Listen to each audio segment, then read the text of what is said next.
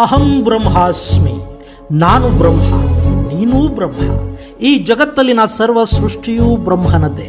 ನಾನು ಬೇರೆಯಲ್ಲ, ನೀನು ಬೇರೆಯಲ್ಲ. ಈ ವಿಶ್ವ ಸೃಷ್ಟಿ ಬೇರೆಯಲ್ಲ.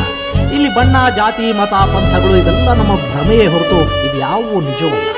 ಜಗತ್ತಿನ ಪ್ರತಿ ಸೃಷ್ಟಿಯಲ್ಲೂ ಬ್ರಹ್ಮ ಚೈತನ್ಯವೇ ತುಂಬಿರುವಾಗ ಅವನು ಬೇರೆ, ನಾನು ಬೇರೆ ಹೇಗಾಗೋದಿಕ್ಕೆ ಸಾಧ್ಯ?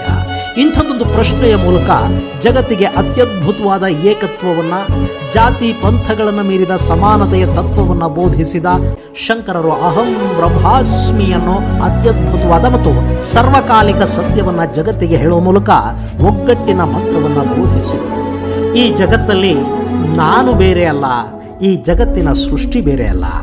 ನನ್ನಲ್ಲಿರೋದೇ ಇಡೀ ಜಗತ್ತಿನ ಪ್ರತಿಯೊಂದು ಜಡಚೇತನದಲ್ಲೂ ಇದೆ ಅನ್ನೋ ಭಾವ ಇದೆಯಲ್ಲ, ಅದೇ ಅದ್ವೈತ.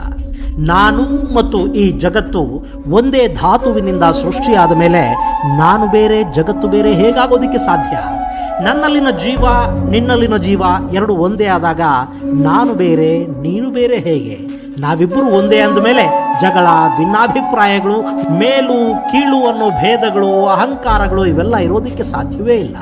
ಇದನ್ನೇ ಗೀತೆಯಲ್ಲಿ ಕೃಷ್ಣ ಕೂಡ ಹೇಳ್ತಾನೆ. ನಮ್ಮ ಉಪನಿಷತ್ತುಗಳು ಹೇಳೋದು ಕೂಡ ಜಗತ್ತಿನ ಪ್ರತಿಯೊಂದು ಜೀವಜಂತುಗಳಲ್ಲಿನ ಬ್ರಹ್ಮ ಒಬ್ಬನೇ ಅಂತ.